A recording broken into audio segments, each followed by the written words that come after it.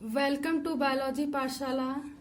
मेरे प्यारे बच्चों, आज की पाठशाला में हम बात करेंगे बायोटेक्नोलॉजी इन मेडिसिन की और इसकी पूरी ओवरव्यू को समझने का प्रयास करेंगे। लेकिन पाठशाला को स्टार्ट करने से पहले हम बच्चों को मोटिवेशन मैसेज देते हैं और मेरा मानना है कि लाइफ में मोटिवेशन मैसेज रेमेडी की तरीके काम करता है। और आज का मोटिवेशन मैसेज कुछ इस तरीके से है कि अगर आप किसी चीज को जितना ज्यादा समय देते हैं वे उतना निखार उसमें आता है। तो अगर आप कोई चीज अच्छी करना चाहते हैं तो उसमें से ज्यादा समय दें और हमेशा प्रयास करते रहिए, निरंतर प्रगति करते रहिए। अगर आज की पाठशाला की टॉपिक की बात करें तो हमें टॉपिक क्या करना है, बायोटेक्नोलॉजी इन मेडिसिन की बात करनी है। ठीक है, तो बायोटेक्नोलॉजी इन मेडिसिन की अगर मैं थोड़ा सा बताऊं तो देखिए इसमें बहुत सारी चीजें ऐसी हैं, जैसे कि अगर हम मेडिसिन की पर्टिकुलर बात कर रहे हैं तो ड्रग मेडिसिन वैक्सीनेशन भी कई डिसीज का हो पाया है और बायोटेक्नोलॉजी के थ्रू हो पाया। तो इतनी बात आप लोग उसके सिग्निफिकेंस या इंपॉर्टेंस में लिखेंगे। सच, चलिए अब समझते हैं। देखिए, कहता है कि बायोटेक्नोलॉजी मनुष्य के स्वास्थ्य में अत्यंत महत्वपूर्ण योगदान देता है और इसके जो कुछ योगदान इस प्रकार से, सबसे पहले इसमें बताया गया है कि वैक्सीन के विकास के द्वारा रोग प्रतिरोधकता को प्रदान करके, यानी कि जब वैक्सीन का विकास किया गया तो उससे क्या हो गई, शरीर में रोग प्रतिरोधकता की क्षमता डेवलप हुई। ठीक, रोगों के डायग्नोसिस के द्वारा, यानी रोगों का डायग्नोस करके भी हम बायोटेक्नोलॉजी मेडिसिन में हेल्प कर रहे हैं। ठीक, और रोगों के डायग्नोसिस उपचार के द्वारा और रोगों के ट्रीटमेंट, उस कैसे हम उसका ट्रीटमेंट कर रहे हैं, ये भी बायोटेक्नोलॉजी इन मेडिसिन में काम कर रहा है।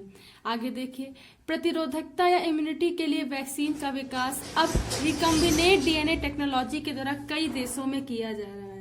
ठीक, तो सबसे पहले अगर हम बात करें, चीन हो गया, जापान हो गया, अमेरिका हो गया, यहाँ पर आर टेक्नोलॉजी काफी प्रगति कर रहा था। लेकिन आज वर्तमान समय की बात करें तो आज भारत में भी रिकम्बिनेंट डीएनए टेक्नोलॉजी के द्वारा क्या कर रहे हैं, बहुत सारे वैक्सीन बनाए जा रहे हैं, बहुत सारे क्लोन बनाए जा रहे हैं जो कहीं ना कहीं मेडिसिन में भी हेल्प कर रहे हैं एज वेल एज बहुत और भी चीजों में हेल्प कर रहे हैं। ठीक, आज के युग में रोगों के डायग्नोसिस के लिए बायोटेक्नोलॉजी में देखिए मोनोक्लोनल एंटीबॉडी के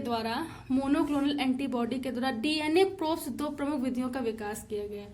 तो बायोटेक्नोलॉजी में देखिए एक तो मोनोक्लोनल एंटीबॉडी,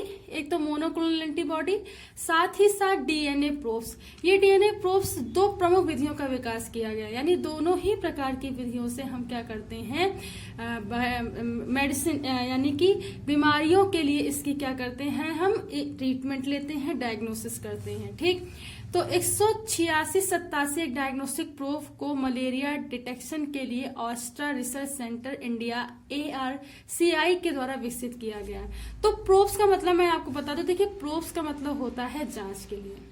जब मैंने आपको बताया था एप्लीकेशन में तो हमने बताया था कि बायोटेक्नोलॉजी का यूज प्रोब्स एंड वैक्सीनेशन में भी किया जाता है। तो उसी का ही एक पार्ट है कि 186 और 87 डायग्नोसिस प्रोब को मलेरिया डिटेक्शन के लिए, मलेरिया के रोग को पता लगाने के लिए Astra research centre India ARCI के द्वारा विकसित किया गया है। ठीक, जिसका उद्घाटन जो किया गया था माननीय प्रधानमंत्री राजीव गांधी के द्वारा 7 जनवरी 1987 को किया गया था। ठीक, इतनी बात आप लोग याद रखेंगे। ठीक, आगे देखिए, रोगों के उपचार हेतु औषधियों का निर्माण बायोटेक्नोलॉजी के द्वारा किया जा रहा है। जितने भी रोग हैं आज और उसका उपचार, उसका डायग्नोसिस, उसका ट्रीटमेंट, कैसे हम लोग उसको दूर करेंगे, आज बायोटेक्नोलॉजी में मेडिसिन का, ड्रग्स का निर्माण हो रहा है। ठीक, रोग उपचार अब जीन थेरेपी के द्वारा भी संभव है। अच्छा, जो रोग उपचार है और वो जीन थेरेपी के द्वारा भी संभव है। मान लीजिए कोई मतलब अवांछनीय जीन है, उस अवांछनीय जीन को हटा करके उसी जगह नया जीन प्रत्यारोपित करते, जैसे जीन थेरेपी के द्वारा भी क्या करते हैं, रोगों का उपचार किया जा रहा है। ठीक, आगे देखिए, इंसुलिन जीन को बैक्टीरिया में क्लोन कर लेते हैं। ठीक है, जैसे इंसुलिन हो गया तो उसके लिए बता रहे कि इंसुलिन जीन को बैक्टीरिया में क्लोन कर लेते हैं। 1985 में मनुष्य वृद्धि के लिए हार्मोन को रिकम्बिनेट डीएनए टेक्नोलॉजी के द्वारा तैयार किया गया और इसे कॉमर्शियल मार्केटिंग में USA में प्रोटोप्रोपिन के नाम से भी लाया गया। तो अगर मैं आपको बता दूं तो मैंने बताया था जैसे यूएसए सबसे पहले इस काम में आया था, मैंने चीन का भी नाम लिया। तो देखिए क्या कह रहा है कि 1985 में मनुष्य वृद्धि के लिए हार्मोन को रिकम्बिनेट डीएनए टेक्नोलॉजी के द्वारा तैयार किया गया और इसके कॉमर्शियल मार्केटिंग में यूएसए यानी कि अमेरिका में प्रोटोप्रोपिन के नाम से इसे लाया गया। और इस प्रकार बायोटेक्नोलॉजी का क्या होता है, औषधीय महत्व होता है। ठीक है, आगे बढ़िए। जीन मशीनरी का उपयोग किसी विशेष पदार्थ के उत्पादन के लिए जीन टेक्नोलॉजी द्वारा या जेनेटिक इंजीनियरिंग कहलाता है। तो ये जीन थेरेपी की बेसिकली परिभाषा होती है। ठीक है, तो आप इसे याद रखोगे तो यहाँ पे बताया गया है।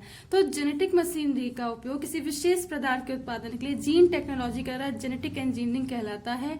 और सूक्ष्म जीवों का आनुवांशिक रूपांतरण, उपयोगी जीव रसायनिकों का निर्माण इसमें क्या होता है, आवश्यक होता है।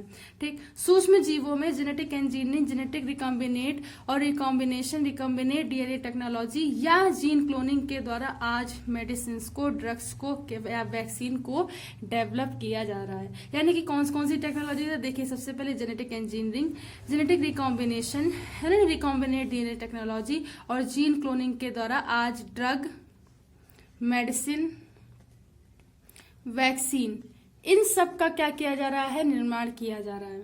मेरे प्यारे बच्चों, कुछ इस तरीके से इसका ओवरव्यू होता है। आई होप आज की पाठशाला आपको समझ में आई हो। अगर आज की पाठशाला आपको समझ में आई हो तो इसे ज्यादा से ज्यादा लोगों तक शेयर कीजिए, सब्सक्राइब कीजिए। Give a more affectionate love for biology Pathshala, then subscribe, like and share to other students, and thanks to watch my video.